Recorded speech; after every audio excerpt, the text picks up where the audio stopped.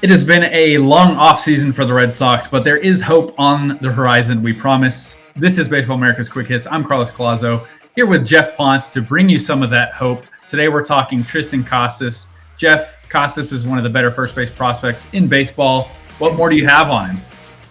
Yeah, I mean, this is a guy that I think when he was picked in the first round back in 2019, the pick, at least locally, was somewhat maligned. It's a high school first baseman. It's a big body. I think that in terms of the weight, the way the body looked at that point in time, there wasn't a lot of positivity around it.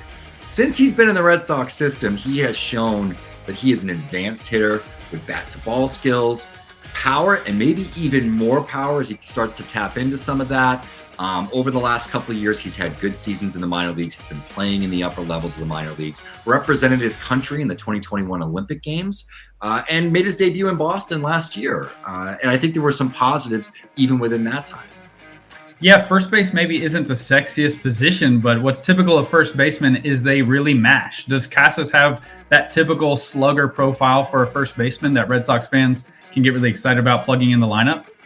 Yeah, it's left-handed power, which in Fenway Park historically has been pretty good, but you really have to be Ortiz, Williams, like one of those guys with 70 sort of raw power.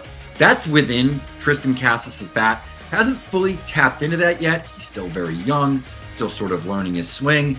That said, the contact is very good for a power hitter and a guy that hits the ball as hard as Casas does. The approach is really good.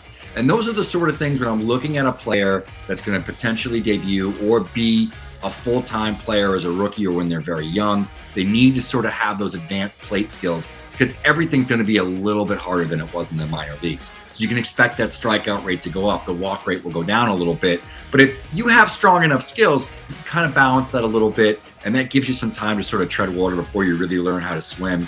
I think Casas will. I think he's going to be one of the premier players in this team for many years, and potentially even as early as next year.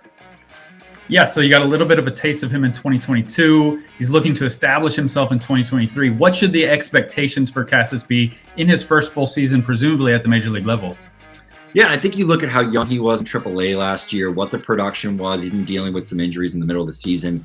He hit 273, 382, 481 in Worcester. I think this is a guy that has, as you can see from that split between batting average and on-base percentage, like plus on-base ability. That's huge. That really sort of gives you a foundational offensive profile that allows you to be a power hitter that maybe does swing and miss a little bit. I don't think the swing and miss is going to be crazy. I think it's, probably going to be somewhat contained in comparison to some other power hitters that we see as rookies.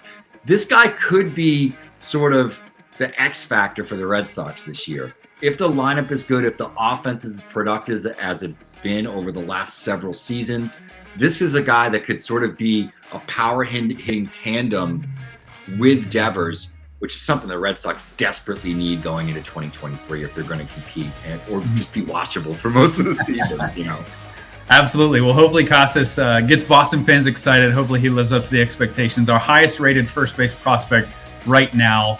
Geoff, thanks for the breakdown. I'm Carlos Colazo. Thanks for watching Quick Hits, everybody.